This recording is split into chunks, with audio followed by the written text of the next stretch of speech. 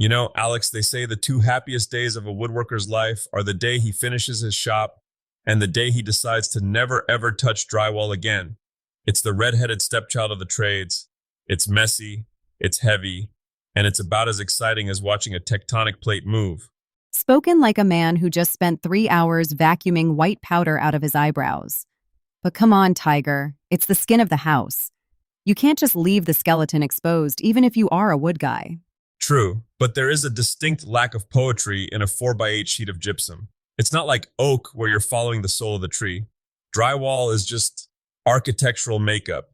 And if you don't apply it right, your house looks like it's wearing cheap foundation that's starting to crack in the sun. Which is why we're doing this. Because most people look at a blank stud wall and think, I'll just slap some boards up and mud it, how hard can it be? And then 3 weeks later, they're crying in a pile of sanding dust. So let's start at the very beginning. The hanging.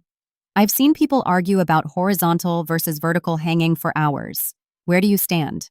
If you're doing a residential room, you go horizontal. Every time.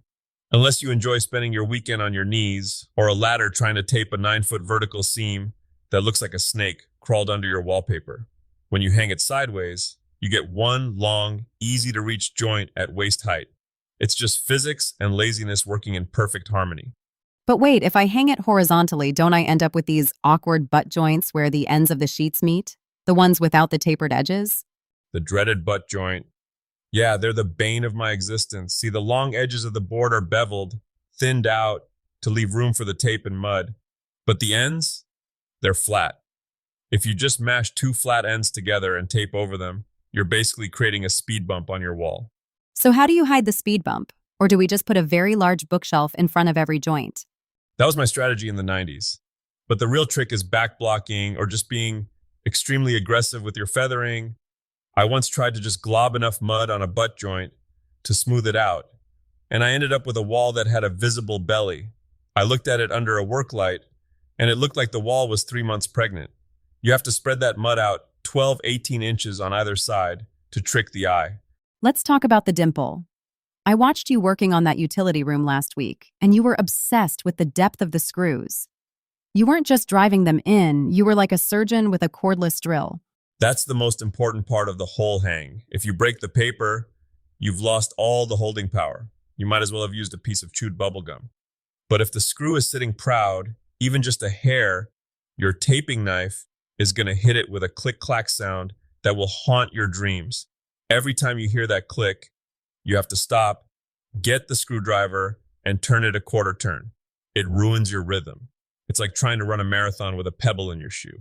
I noticed you actually went back and checked every single one with your knife. Is that a Tiger original OCD trait, or is that standard practice? It's the save your sanity practice. I learned that after a basement project where I thought I was a hero for finishing the hanging in 4 hours. Then I started mudding and realized I'd left about 50 screws high. I spent more time switching between my mud pan and my multi-bit driver than I did actually finishing the wall. It was a rhythmic dance of incompetence. Okay, so the boards are up. We didn't break the paper, the joints are tight, and we've managed not to crush our toes. Now we get to the part everyone hates, taping. You're a paper tape purist, aren't you? I want to love the mesh tape, I really do. It's sticky, it's easy, it feels like progress. But mesh is stretchy, and houses move, houses breathe. If you use mesh with regular all-purpose compound, that joint is going to crack the first time a heavy truck drives by your front door. Paper tape is a structural element. It's got a spine. But paper tape is so finicky. You have to bed it in the mud, then squeeze out the excess, but not too much, or you starve the joint and the tape bubbles up like a bad sunburn. How does a beginner find that middle ground? It's all about the squish. You want enough mud behind the tape so it's fully bonded, but you're not trying to build a layer yet. You're just gluing it down. I used to be so afraid of bubbles that I'd press way too hard, and the next day I could literally peel the tape off the wall because there was no mud left behind it. It was like a giant dusty sticker. You mentioned all-purpose compound. I went to the big box store the other day and stood in front of the bucket aisle for 10 minutes feeling like an idiot. Green lid, blue lid, lightweight, setting type. It's a lot. If you're doing a standard room, what's the move? Don't get me started on the bucket rainbow. Here's the shortcut. Green lid is your heavy hitter. It's got a lot of glue in it. That's what you use to bed your tape. But it's a nightmare to sand. It's like trying to sand a sidewalk. The blue lid, the lightweight stuff, that's for your top coats. It sands like a dream, like you're just brushing away clouds. And the hot mud? The stuff that comes in bags? That's for when you've made a mistake and you need it fixed before your spouse gets home. It sets chemically like concrete. It doesn't dry, it cures. You can put a second coat on in 20 minutes. But if you leave it in your pan too long, you'll end up with a 5-pound brick shaped like a mud pan and a very expensive paperweight. I once tried to wash out a bucket of hot mud in the utility sink. Let's just say the plumber and I are on a first-name basis now. I can imagine. Hey, Tiger's back, get the jackhammer. Let's talk about the 3-coat rule. Most people try to do it in 1 or 2 and end up with a mess. Walk me through the patience required for a professional finish. Coat 1 is the establishment. You're just getting the tape stuck and filling the factory bevel. It looks ugly. It looks like a scar. Don't panic. Coat 2 is the feathering. You use a wider knife, maybe an 8 or 10 inch, and you start pushing the edges out. You're trying to make the transition from the bump to the wall so gradual that a flashlight won't catch it. And the 3rd coat, that's the skim, right?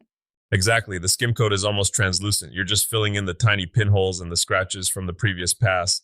If you do your 2nd coat well, the 3rd coat is almost a victory lap. But most DIYers try to put too much mud on at once. They think they can sculpt the wall. You aren't Michelangelo, and that isn't marble. It's mud. Keep it thin. If you find yourself leaning into the sander for 4 hours, you put too much mud on. Speaking of sanding, is there any way to do this without turning the entire house into a ghost town? I still find drywall dust in books I haven't opened since 2018. Short answer, no. Long answer, get a vacuum attachment for your sanding block. It won't catch everything, but it'll keep the atmospheric fog down to a manageable level. And for heaven's sake, turn off the HVAC, unless you want your furnace to look like it's been through a flower factory explosion. What about corners? Inside corners are the stuff of nightmares. I've seen people try to do both sides at once and just end up gouging the side they just finished. That's the classic dog chasing its tail move. You do one side, you let it dry, then you do the other side. If you try to do both, your knife is going to wreck the adjacent wall every single time. It's a test of character. Drywall is 10% skill and 90% waiting for things to dry so you don't ruin them. It sounds like the ultimate test of slow is fast. It really is. I remember helping a buddy do his garage. He was in such a rush, he didn't wait for the first coat to dry before hitting it with the second. The moisture from the new mud re-wetted the old mud, and the whole tape line just slumped off the wall like a melting ice cream cone. We spent the whole afternoon scraping wet goop off the floor. That sounds like a very Tiger afternoon. So, after all the mudding, the sanding, the crying, how do you know you're actually ready for paint? Because paint doesn't hide mistakes, does it? It actually shines a spotlight on them. Paint is a snitch. It will tell everyone exactly where you got lazy. The only way to be sure is the light test. You take a bright work light, not the overhead light, but a raking light, and you hold it parallel to the wall. Every little ridge, every pit, every holiday where you missed a spot will cast a shadow like the Grand Canyon. If it looks good under a raking light, it'll look like $1,000,000 under normal light. And priming is non-negotiable, right? You can't just use that paint and primer and one stuff on fresh drywall? Absolutely not. Fresh drywall and mud have 2 completely different levels of thirst. The mud will soak up the paint faster than the paper, and you'll end up with flashing those dull spots where the joints are. You need a dedicated PVA primer to seal everything up and give it a uniform surface. It's like putting a base coat on a canvas. Okay, let's wrap this up with the big takeaway. For the person sitting in their garage right now, staring at a stack of gray boards and feeling intimidated, what's the one thing they need to remember? Just remember that drywall is a subtractive process as much as an additive one. You're going to put too much on and you're going to sand it off, and that's okay. That's okay. Your first room won't be perfect. You'll see a seam when the sun hits it at 4 p.m. But you know what? You built that wall, you gave that room its face, and the next one will be smoother. And if it's really bad, you can always just hang a very large picture of a forest over the worst joint. Or just tell people it's textured and call it a day. Artisanal plastering, I believe they call it in the fancy magazines. Spoken like a true master. Thanks for the breakdown, Tiger. I feel slightly less terrified of the bucket aisle now. Just stay away from the plumbing, Alex. Trust me on that one.